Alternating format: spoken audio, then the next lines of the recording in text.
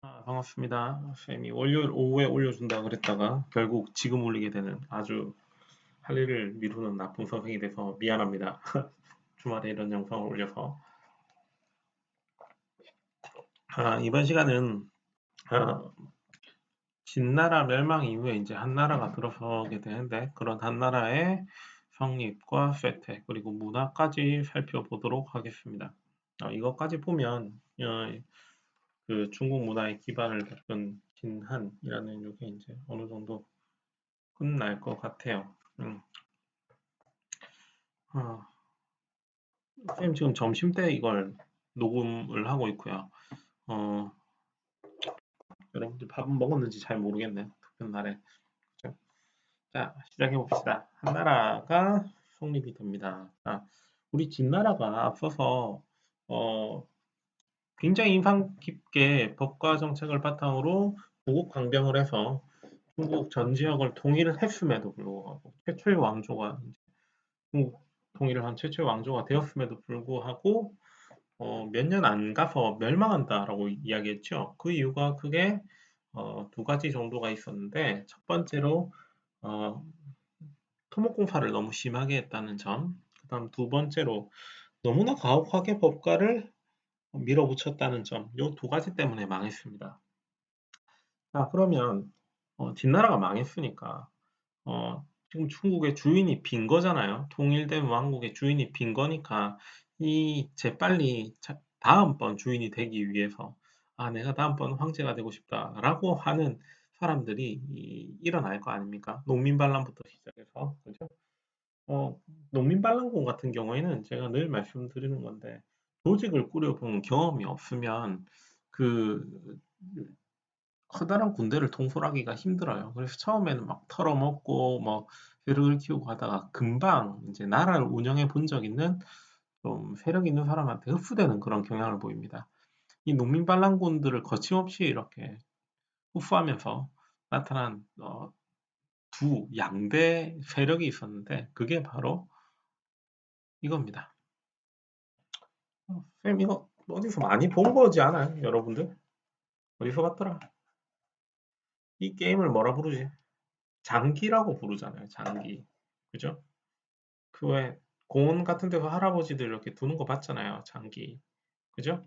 이 장기 보면 말들이 크게 두 가지가 있어요. 여기 빨간색 말이 있고요. 여기. 그죠? 빨간색 말이 있고 여기 초록색 말이 있어요. 초록색 말. 빨간색 말은 이 글자만 딱 빼보자면 한나라고요. 이 당시에 한나라의 대빵은 바로 누구였냐? 유방이라는 사람이었고 밑에 이 초록색 글자, 이 토라는 나라는 항우라는 사람이 대빵이었어요.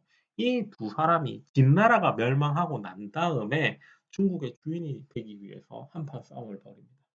요 스토리로 보드게임을 만든 게 장기예요.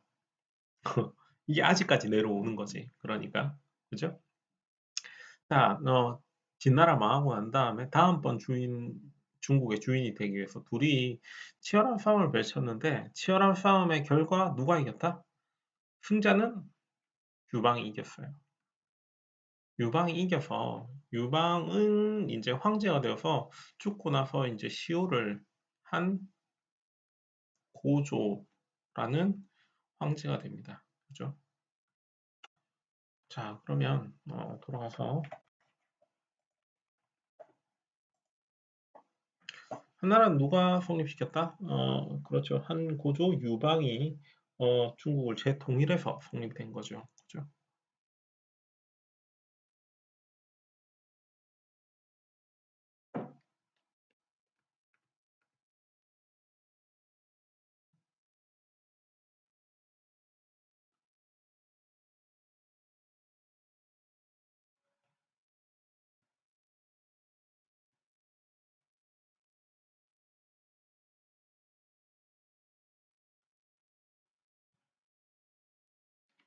자, 이 아저씨가 중국을 재통일했다. 자, 한고조 유방이라는 사람은 어떤 사람이냐면 귀족 출신도 아니고 평민 출신이에요.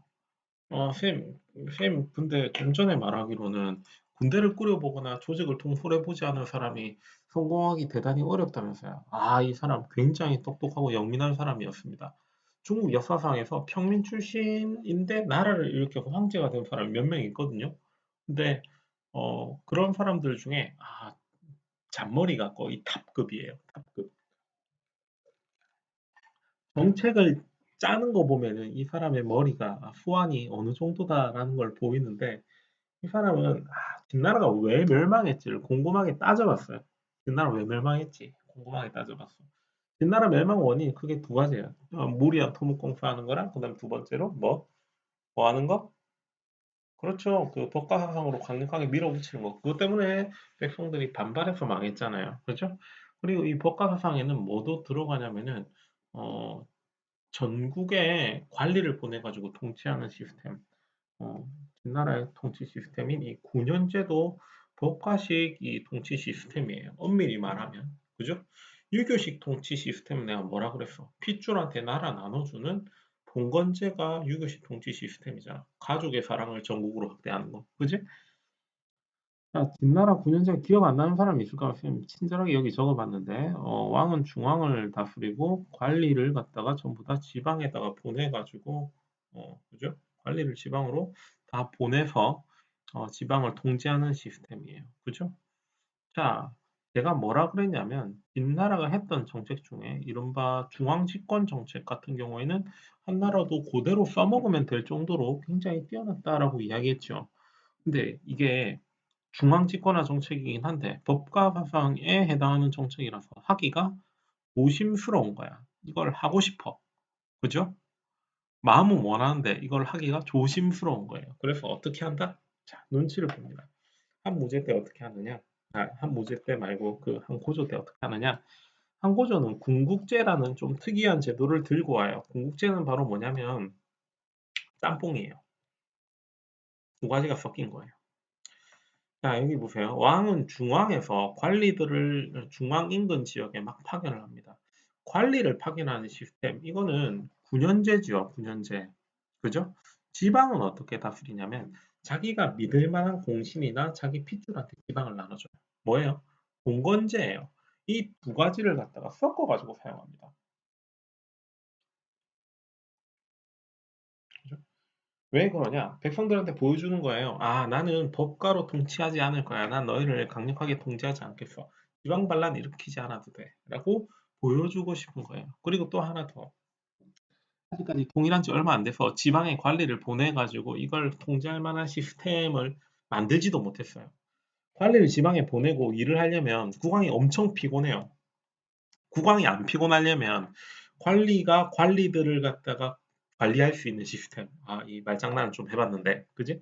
신하들이 조직을 만들어서 조직적으로 지방에서 뭘 하고 있는지 체크하고 황제는 결제만 해줄 수 있는 그런 관료제 시스템을 만들어야 돼요. 그게 아직 안 만들어 놓으니까 자기가 하기 힘들다는 현실적인 이유가 하나 있고, 두 번째로 백성들한테 나는 법가로 다스리진 않는다라는 걸 보여주고 싶은 거예요. 그죠? 그래서 이 두 가지 섞어가지고 궁극제를 했어요. 하지만 어,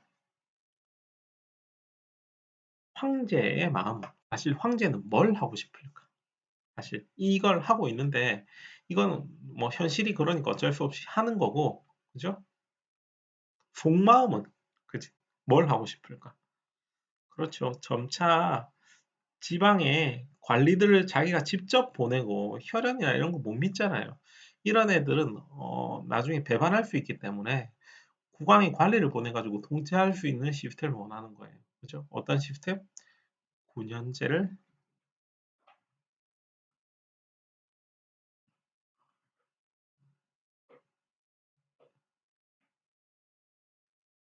그죠?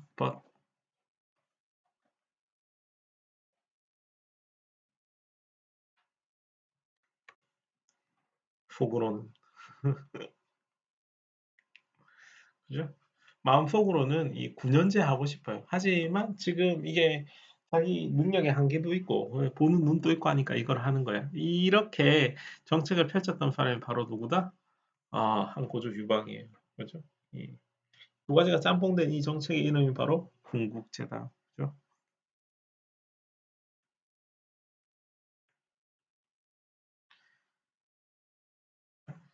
쌤, 팸이 황제 마음을 어떻게 알아요? 정말 공신들한테 기쁜 마음으로 나눠줬을 수도 있잖아요. 자, 여러분들 혹시 토사구팽이라는 단어를 알아요? 그 사자성어인데 토사구팽. 어떤 내용이냐면 토끼 사냥이 끝나면 사냥개를 잡아먹는다라는 말이에요. 항고조 유방이 이 지방을 자기 믿을 수 있는 공신들한테 다 나눠줬잖아. 나눠주고 나서 어떻게 하느냐? 공신들을 자기 생일 때다 해가지고 하나씩 하나씩 불러들여요. 그리고 공신들 보고 야 너 반란 일으키려고 했지 라고 역모를 씌워서 죽여버립니다. 다이시켜요. 얘도 죽이고 막 혈원도 심지어 죽이고 뭐 이렇게 해요. 왜 이런 일을 하겠습니까? 처음에 땅 나눠주고 나서 가만히 생각해 보니까 이 지방에 그죠? 지방에 땅을 나눠주는 이 시스템은 언젠가 배반하면 춘추전국 시대처럼 혼란해질 수 있다라는 걸 알고 있는 거예요. 그래서 어, 이 공신들을 갖다가 이렇게 죽이면서 지방을 갖다가 야, 너 똑바로 통치하려면 가만 안 두겠어라는 모습을 보여줘요. 어, 이 군현제는 한고조 시기에만 운영을 하다가 나중에 한무제 시기가 되면은 결국에는 뭐로 바뀐다? 이 군현제로 바뀌어요. 알겠습니까? 그죠? 선생님 왜 토끼 사냥이 끝나면 사냥개를 잡아먹는다라고 했냐면 이 공신 중에 한 명이 굉장히 유명한 장군이 있었어요. 그 장군이 싸울 때마다 이겼어. 한신이라는 장군인데 정말 전투를 잘했어요. 왕이 땅을 나눠주면서 한신 보고 너 수고했다. 이제 지방 가서 너도 네 마음대로 다스리면서 편안하게 쉬어라고 이야기를 했어. 집안에서 잘 쉬고 있다가 황제 생일날이다 해가지고 올라갔더니 황제가 너 반란을 일으키려고 했지 죽어라고 하면서 이 뭐 사형을 때린 거예요. 얘가 죽으면서 뭐라고 이야기했냐면 사냥 나갈 때 토끼를 쫓는 사냥개가 토끼를 물어오고 사냥을 다시 가지 않으면 그 사냥개를 삶아서 고기를 먹는다고 했는데 내가 당신을 위해서 사냥개로 천하를 물어다 줬건만 당신은 나를 필요 없다고 죽이는구려 해가지고 이때 나온 단어가 토사구팽이라는 단어입니다. 그죠? 굉장히 무서운 사람이죠, 한무제. 그죠? 음, 한나라 초기의 정책, 이 공국제는 한, 한 고조 시기다. 내가 좀 전에 한무제라 그랬는데, 한 고조다. 미안해요. 자, 전성기 및 정책 봅시다. 전성기. 가장 한나라가 잘 나가던 시기. 바로, 한무제 시기입니다.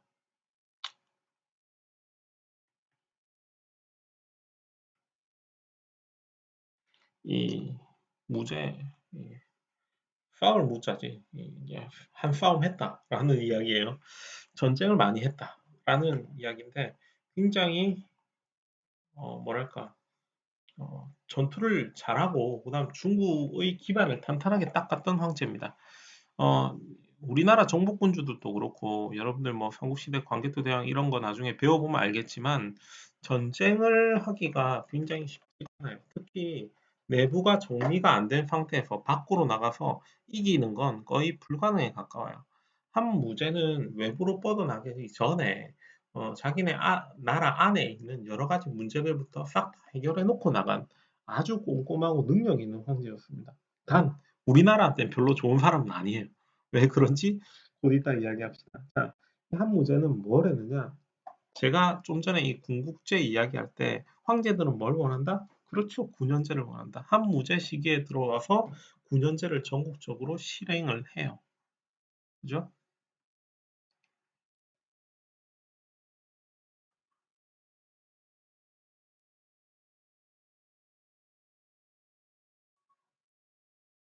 드디어 이 어정쩡한 이 궁극제를 배제하고 군현제를 하는 거야. 그다음 또 자, 나는 유교를 중심으로 다스리겠다 해가지고 유학을 이제 그 관리 시험 관리를 볼 때 관리를 뽑는 기준으로 이렇게 정해요.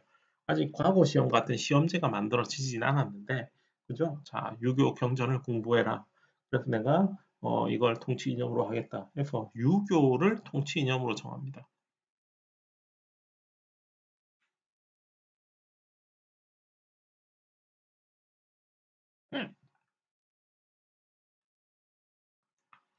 왜 쌤 유교를 통치 이념화해요? 라고 물어보는데 제가 유교를 뭐라고 설명했냐면 가족 간의 질서를 천하로 확대시킨 것이다 라고 이야기했죠. 예를 들어 가족 간에 부모님을 사랑하는 마음 뭐라 불러요? 이 효. 국가 단위로 넓히면은 이게 뭐가 돼요? 충이 되죠. 결국 이 국가에 충성하는데 맨 끝에 누가 있냐면 국왕이 있기 때문에 이거 왕권을 강화하는데 굉장히 탁월한 이데올로기에 왕권을 강화하는데 굉장히 좋은 측면이 있다. 그러니까 유교를 장려를 하는 거예요. 유교로 공부해. 유교를 중심으로 공부해서 너를 관리를 뽑을 거야. 라고 이야기하는 거예요. 그죠? 그리고 전쟁하기 위해서는 전쟁 비용이 필요하죠. 비용을 어떻게 뽑을까 고민을 합니다. 고민을 하는데 크게 두 가지 수입원이 딱 생겨요. 첫 번째는 전매제도입니다. 전매제. 국가가 통제해서 이 뭐랄까 물건을 판매하는 것. 국가가 통제해서 물건을 판매하는 경우 우리나라에도 지금 있어요. 뭐가 있냐? 담배, 그다음 인삼.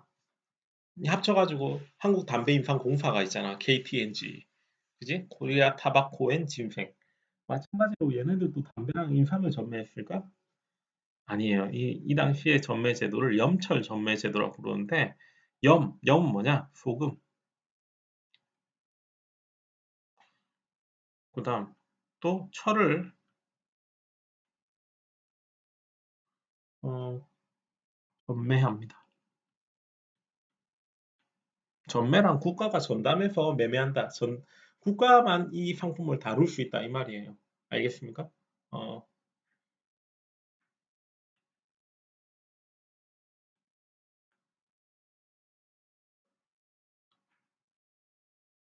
자, 소금과 철을 왜 전매하느냐? 자, 한번 봅시다.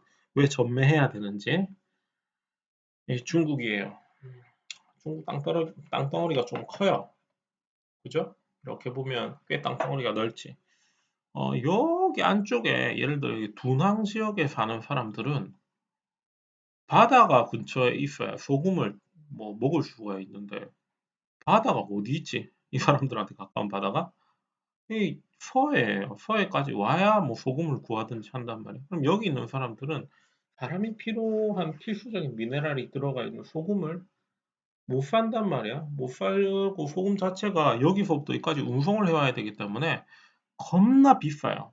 다른 소금을 얻는 방법도 있어요. 여기 이 히말라야 산맥이나 이런 데서 옛날 사람들 뭐야.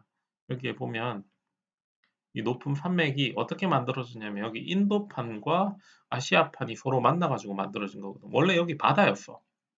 해발 8,000m가 옛날엔 바다였지. 이 여기에 보면은 암염이라 그래가지고 옛날에 바다였으니까 소금들이 막 결정화돼 뭉쳐 있는 게 있거든. 이걸 여기까지 들고 가서 먹는 방법이 있어요.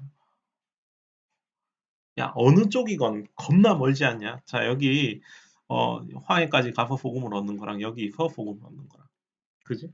엄청 멀죠? 엄청 머니까 이 소금 가격이 중국 내륙으로만 가면 어떻게 될까요? 운송비가 있기 때문에 굉장히 비싸진다. 그죠? 일반 서민들이 소금을 먹기 너무 힘든 거예요.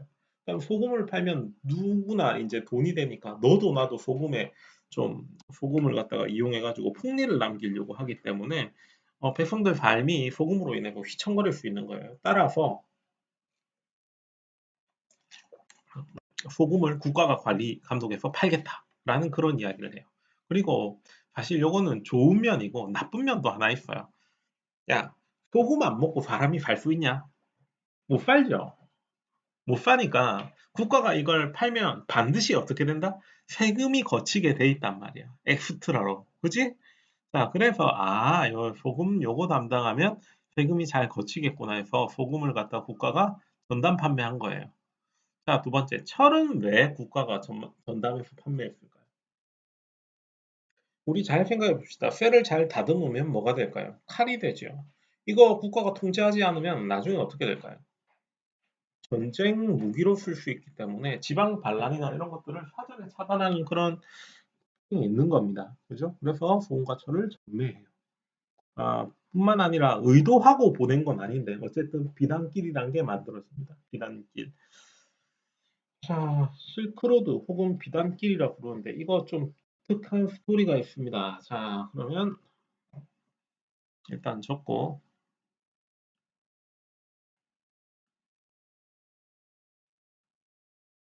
내가 이야기할 때 의도하지 않았는데 우연히 이루어졌다라고 했어요.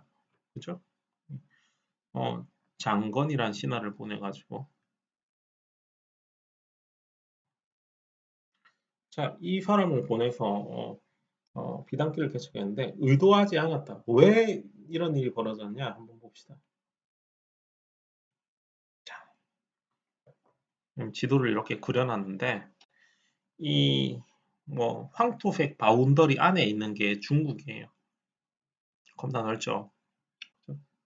한무제 중국이라고 할 수 있습니다. 한나라를 비롯한 중국의 모든 나라들의 고민은 바로 뭐였냐면 북쪽에서 쳐들어오는 얘들이에요. 얘들. 흉노라고 부르는 애들. 이 흉노라는 애들은 북방 유목민족들을 이제 대충 불러가지고 흉노라고 부르는데 얘들이 가을만 되면 이렇게 말 타고 쳐들어와가지고 어, 속된 말로 삥을 뜯어요. 얘네들은 곡식이 안 나고 유목민족이기 때문에 그죠? 곡식을 갖다가 가을에 추수하고 나서 이게 저장되어 있다는 걸 알아. 그러니까 가을쯤 되면 이 만리장성 넘어서 맨날 쳐들어온단 말이에요. 그다음 얘네들을 막기가 쉽지가 않아요. 왜? 얘네들은 말 탔고 중국의 일반 군인들은 전부 다 말을 안 탄 애들이야. 자, 우리가 일반 보병이 그러니까 창만 들고 있는 이 걸어서 다니는 애들이 하루 종일 걸었을 때 갈 수 있는 거리가 한 얼마쯤 된다고 생각해요, 여러분들? 그냥 군대를 갔다 와가지고 하루 종일 왼종일 걷는 행군을 해봤거든. 아, 정말 지긋지긋해요. 하루 종일 걸으면 얼마나 걸을 수 있을까? 한 맥시멈 걸으면 한 25km 정도 걸어요. 25km. 좀 쉬면서. 잘 때를 제외하고 계속 걸었다. 그러면 한 35km 정도 걸을 수 있을 거야. 근데 정말 웃기는 건 뭔지 알아? 자, 얘들은 말 탔잖아요. 말 탄 애들은 1시간 천천히 말을 몰고 가면 35km 가요. 그러니까 미치고 발작 뛰는 거지. 얘들이 막 여기서 약탈하고 도망가면 중국 군대로 얘들을 따라잡기가 굉장히 힘들어요. 그래서 골칫거리인 거예요. 그래서 여기 있는 만리장성도 이렇게 쏴보고 했는데 장성을 이렇게 뱅 돌아와요. 뱅 돌아오고 이렇게 쳐들어오기도 하고 뭐 그러니까 답이 없는 거야. 그래서 한 문제가 생각했던 게, 이 흉노 얘네들을 좀 우리가 쳐들어가면 우리가 군대를 몰아서 이렇게 쳐들어가거나 이렇게 하면 흉노들은 대부분 어떻게 하냐면 도망가요. 또 말 타고 얘네들은 그 정해진 도시나 이런 게 없기 때문에 여기저기 떠돌 수 있는 스타일이라서 이걸로 도망가면 돼요. 네, 와봐라, 난 도망가면 되지. 이거 도망가면서 말들 몇 마리 잡아먹고 개기는 거야. 그죠? 그리고 이 농경민족 군대가 쌀을, 군량미를 다 소비해서 돌아가면 다시 돌아와가지고 또 뭐 한다? 또 약탈하는 거예요. 또 쳐들어오는 거지. 이렇게. 그죠? 일로 넘어오고 해가지고 쳐들어오는 거예요. 자, 그래서 이 한 무제가 생각한 게 흉노를 잡으려면 얘가 도망을 못 가도록 어, 누구랑 같이 손을 잡아야 된다? 여기 있는 오손이나 여기 대환이나 대월지 같은 이 아라비아 쪽에 있는 이 페르시아 쪽에 있는 이런 국가들이랑 손을 잡아서 양쪽에서 흉노를 두들겨 패야 흉노가 어떻게 된다? 얘가 찌그러지게 그렇게 생각을 했어요. 그래서 자기가 굉장히 믿는 신하 근데 장건이란 신하를 이렇게 불러가지고 야 장건아 너 이쪽에 가면 이런 나라들이 대충 있다는데 정확한 지도는 어디 있는지 몰라. 그러니까 네가 대충 가서 얘들 좀 만나고 와봐. 만나서 흉노를 같이 때리자라고 이야기를 해요. 장건이 황제의 신하가 돼서 알겠습니다 하고 처음에 출발을 했는데 분항 갔다가 이렇게 출발을 했는데 가다가 흉노한테 걸려요. 얘한테 걸려가지고 야 너 어디가? 너 중국인데 여기 뭐야? 해가지고 잡혀요. 잡혀가지고 몇 년 동안 잡혀서 그 흉노랑 같이 살게 됩니다. 너 뭐하러 왔어? 그랬더니 사실대로 이야기를 안 했겠죠. 저는 가려고 그랬는데 길을 잃어서 이렇습니다. 아 그래 너 불쌍한 놈이구나. 우리가 먹여 살려줄게 해가지고 흉노 쪽에 잡혀가지고 한 몇 년 계속 거기서 살게 돼요. 근데 나중에 탈출해서 그죠? 어, 탈출해서 이제 대월지 여기에 도착을 해요. 여기 도착해가지고 대월지 이제 얘네들한테 물어봅니다. 야, 너 우리랑 같이 편먹고 흉노 안 때릴래? 라고 물어봤더니 대월지 입장에서는 흉노가 별로 싫지 않아요. 이 대월지 입장에서는. 왜 안 싫냐면 일단 흉노가 들고 오는 약탈해 오는 물건들이 대월지 입장에서는 굉장히 좋은 물건들이에요. 그리고 흉노는 약탈해서 물건을 들고 오기 때문에 물건 가격을 그렇게까지 비싸게 부르지도 또 않아요. 그러니까 이제 뭐 대월지 입장에서 굳이 흉노랑 싸워서 전쟁을 할 필요가 없는 거지. 그래서 대월지가 싫은데라고 이야기해서 이 쇠가 빠지게 이렇게 말 타고 갔는데 이게 그 동맹을 맺는데 실패해요. 좀 슬프죠, 그지? 자, 동맹 맺는데 실패하고 난 다음에 실패하고 돌아왔습니다. 돌아오는 길에 또 잡혀요. 또 잡혀가지고 나중에 또 탈출합니다. 탈출해서 이 중국 장안으로 돌아갑니다. 돌아가서 황제한테 저 실패했는데요. 그랬더니 황제가 뭐라 그러냐면 이 대월지란 나라가 우리를 받아주지 않는다면 위로 여기 있는데 여기 오손이라는 이 국가한테 가가지고 흉노를 같이 때리자고 해보자 해가지고 다시 파견합니다. 오손 갔는데 오손도 역시 야 우리 흉노랑은 전쟁 못하겠는데 쟤들 너무 잘 싸워 해가지고 동맹을 거절합니다. 자, 어쨌든 이 흉노를 때리려고 간 건데 흉노를 때리기 위한 동맹을 맺는데 실패했어요. 근데 중국인 중에서 누구도 이까지 안 가본 거야. 이까지 가서 어떤 나라가 있다더라. 일로 가면 어떤 길이 있다더라를 중국에서 최초로 알게 된 거예요. 그 다음 또 하나 더.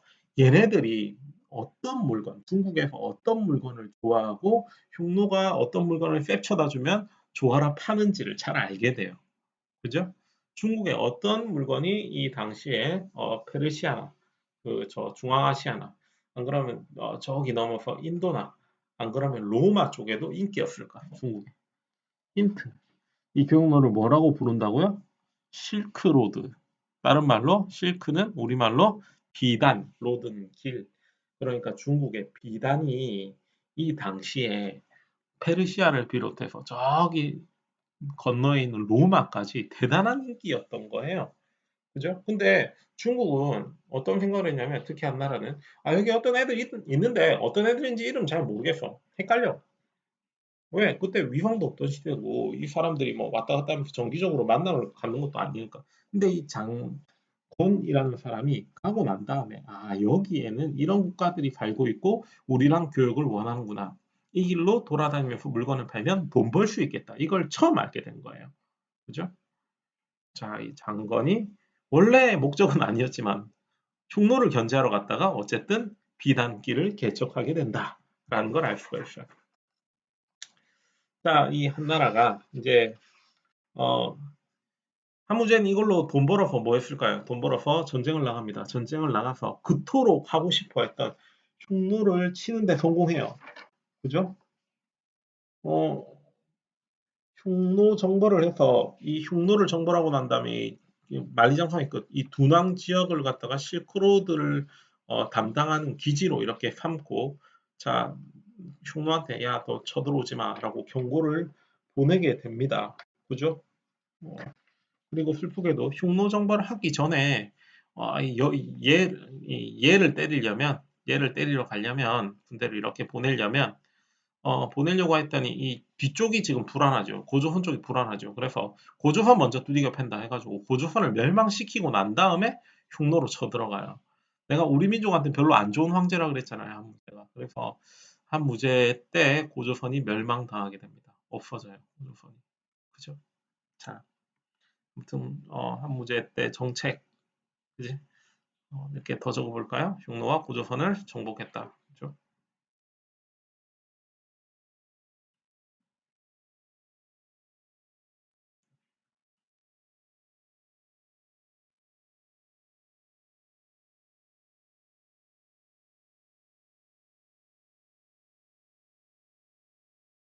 음, 슬프다. 그치? 자, 한나라는 이제 슬슬 연약해져서 중간에 한번 망해요. 어, 그런데 이게 신이라는 사람, 왕망이라는 사람이 중간에 신하였는데, 한나라를 멸망시키고 자기가 신이라는 국가를 만들었다가, 그 다음에 이 왕망이 지나치게 토지 개혁하고 막 토지를 막 나눠준 정책에 반대해서 지방 호족들이 들고 일어나가지고, 야, 좀 쟤는 안 되겠다 해가지고 다시 왕족을 갖다 세워가지고 얘가 새로운 한나라를 여는데 그래서 이걸 시대 구분을 합니다. 시대 구분을. 시대 구분이랄까 거창해 보이는데 처음 있던 한나라를 뭐라 부르냐면 전한이라 불러요. 전한이 있었는데 중간에 왕망이라는 애가 한번 내가 새로운 나라 만들어 보겠다 해서 나라를 새로 건국했다 그랬잖아요. 왕망이라는 아저씨가 건국했던 신이라는 국가가 있고 그 다음에 후한이라는 국가가 들어섭니다. 알겠나? 자, 둘 다 이 유방의 후손들이 다스리는데 이렇게 전후로 나뉩니다. 그죠?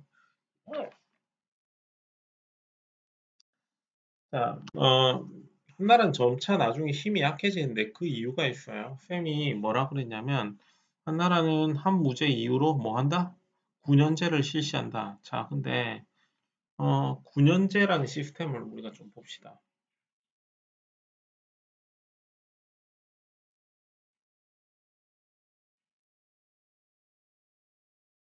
자, 그냥 위에 거 보면 되겠다.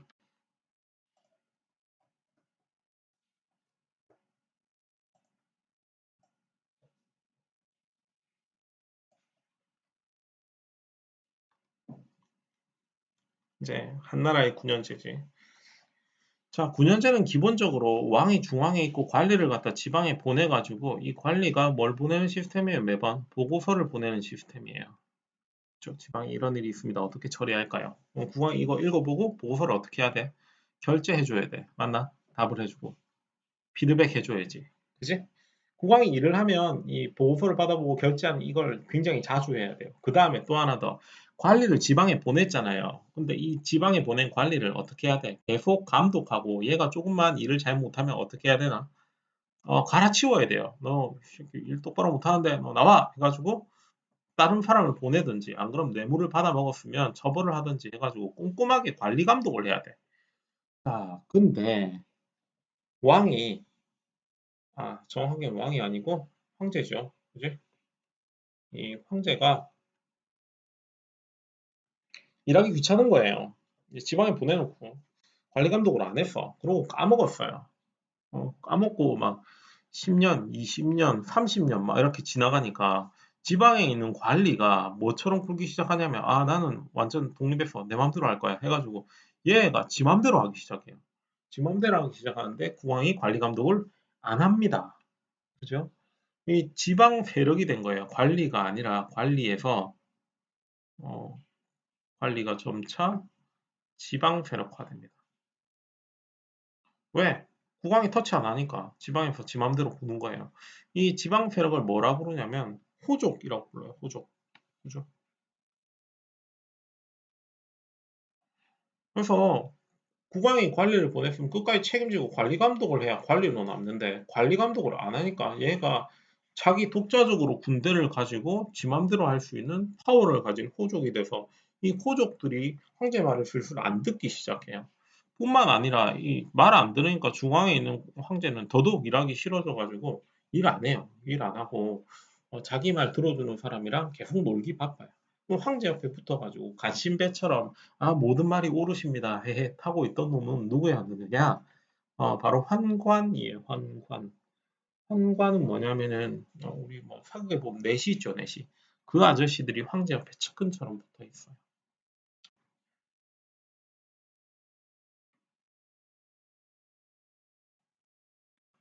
어, 정리하자면 한나라가 멸망한 이유는 크게 두 가지인데요. 지방에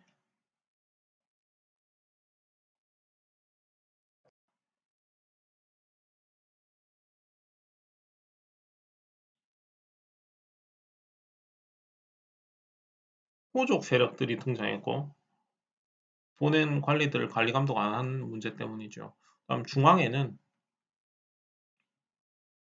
황관들,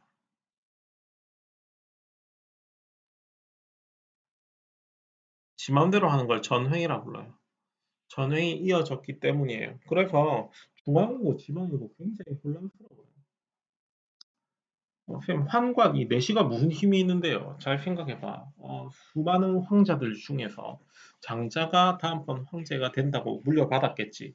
근데 이 어린 황태자가 유일하게 자기 마음을 터놓고 이야기할 수 있는 어린 친구가 바로 누가 있냐면 자기 옆에서 같이 일해주는 이 내시들이에요. 황제 옆에서 수십 년을 같이 일을 하게 되니까 정을 주기 싫어도 자연스럽게 정이 쌓인단 말이야. 유능한 황제들 같은 경우에는 개인적인 정의랑 국가의 업무를 구분을 해서 야 이건 이거고 저건 저거야 넌 이만큼만 딱 들어올 수 있어라고 커트를 딱 해내겠지만 그게 아닌 황제들은 너 일 잘하는데 이것도 할래? 저것도 할래? 대신 나 대신 결제까지 해. 이런 식으로 싹 다 맡기게 돼가지고 나라가 황제가 아니라 이 내시들 손에 넘어가가지고 지 맘대로 운영이 되는 거예요. 자, 음, 그래서 이렇게 빌빌거리다가 결국에는 우리가 아는 삼국지 시대가 오게 됩니다. 위, 촉, 오나라가 나타나서 결국 이 위나라에 멸망합니다. 그죠? 처음에 농민반란, 이 백성들이 너무 살기 힘든 거예요. 농민반란 왜 벌어지냐면 지방에는 호족들이 세금 걷고 중앙에는 중앙대로 또 중앙 세금 또 걷어요. 거기다가 전염병 들고 이러니까 농민들이 못 살겠다 해가지고 들고 일어납니다. 이 들고 일어난 농민 반란 세력들을 황건적이라고 불러요.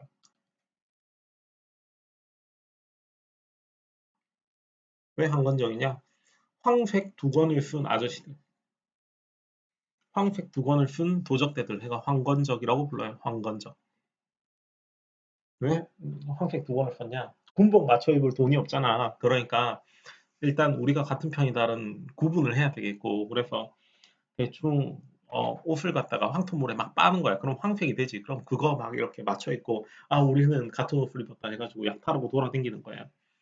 얘네들 두들겨 패면서 지방의 호족들이 군대를 더 얻게 되고 결국 아주 혼란스러운 시기를 거쳐서 누가 통일하느냐?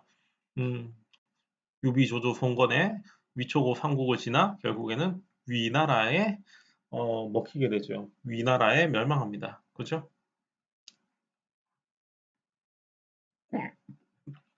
자, 이제 한나라 시기의 문화를 봅시다. 한나라는 유교 중심의 국가 운영을 하던 국가예요. 자, 왜 유교 중심의 국가 운영을 했는지 내가 이야기했죠. 그게 표가 꽃총이 되기 때문에 왕권을 강화하는데 이보다 더 좋을 수가 없다라고 이야기를 했어요. 그지? 음, 표가 총이 국가 운영에 유리해서.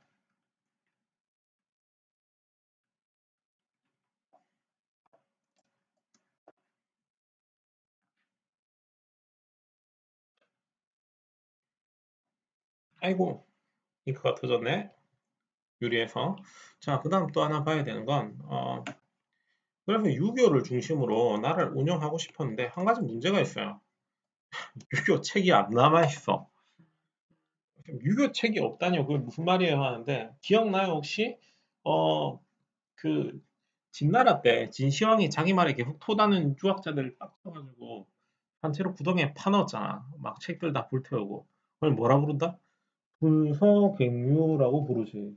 그러니까 이 분서갱유 때문에 유명한 유학자도 없을 뿐만 아니라 유학자들이 썼던 책들이 잘 안 남아 있는 거야. 공부를 해야 되는데 교과서가 없어. 쉽게 말하면 누가 교과서를 싹 다 모아다가 구덩이에 쳐놓고 불을 땡긴 거야.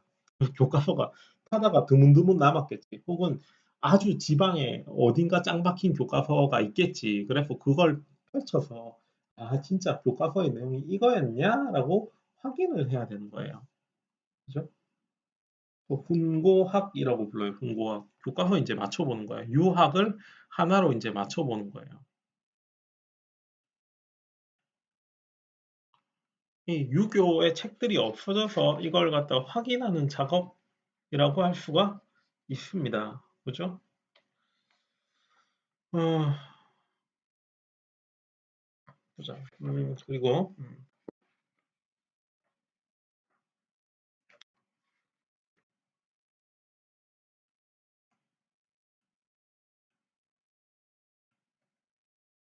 우리가 한나라 역사를 이렇게 잘 알 수 있는 건 한나라 유명한 역사학자 둘이 한나라 전기 때 한 번, 한나라 후기 때 한 번 괜찮은 역사서를 만들었기 때문입니다. 역사서 하나는 바로 사마천의 사기라는 책이에요.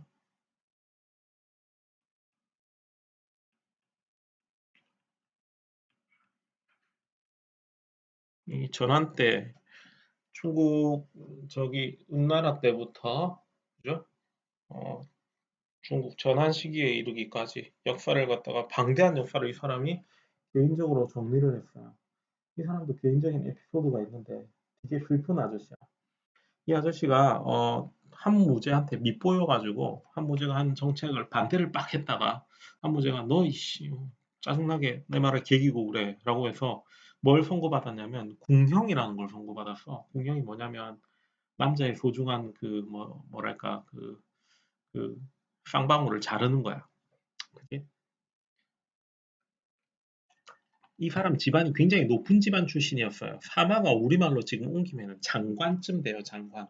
그러니까 역대로 장관을 지내서 성씨가 장관인 거야. 아주 높은 집안에 잘 나가는 집안인데 궁형이라고 남자한테 굉장히 치욕적인 형벌을 선고를 받으니까 보통 이 궁형 받으면은 견디지 못하고 자살을 하거든요. 사실상 너 자살해라라고 내려주는 형벌이야. 근데 이 사람은 내가 해야 되는 일이 있고 우리 아버지 유언이 역사서를 남기는 것이 유언이었고 내가 쓰던 게 있기 때문에 이거 다 쓰고 죽겠다 해가지고 궁형을 선택을 해요.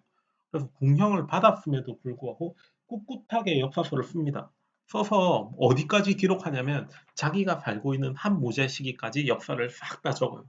싹 다 적어서 한무제의 정책 중에 잘못된 걸 역사가의 이름으로 막 비판을 합니다.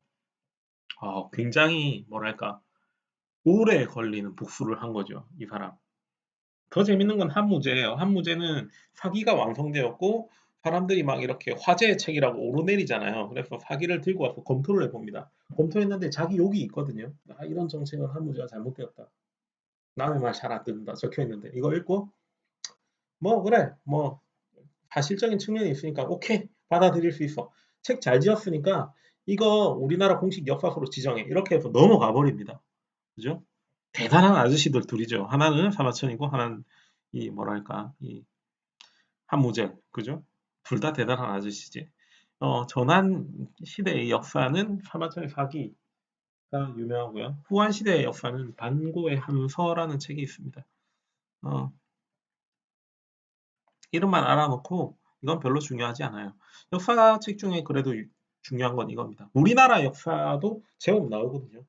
화기에 뭐 위지의 동이전 해가지고 우리나라의 뭐 고구려 백제 신라 뭐 이런 초기 국가들 단계에서 어떤 보습이 있었는지 적혀 있습니다.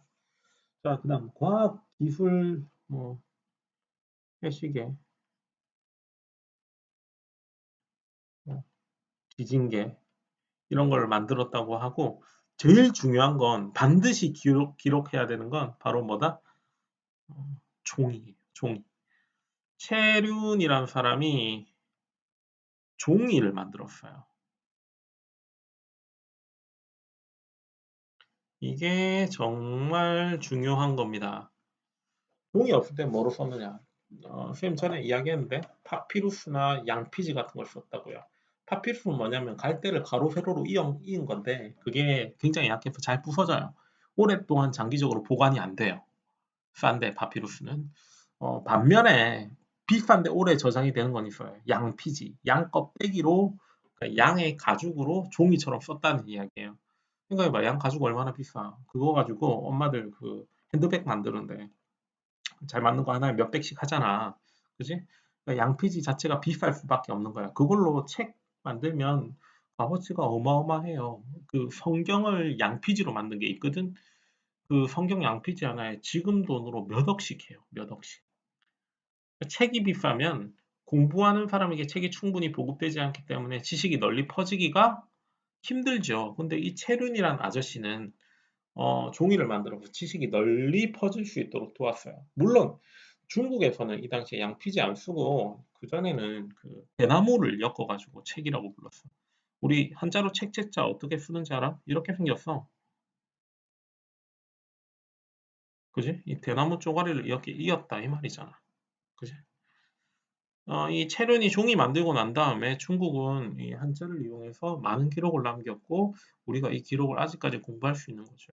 그지? 그리고 이 한자의 특성과 이 종이가 함께 만나서 동아시아 전체에서 지식을 많이 축적할 수 있도록 도와주게 됩니다.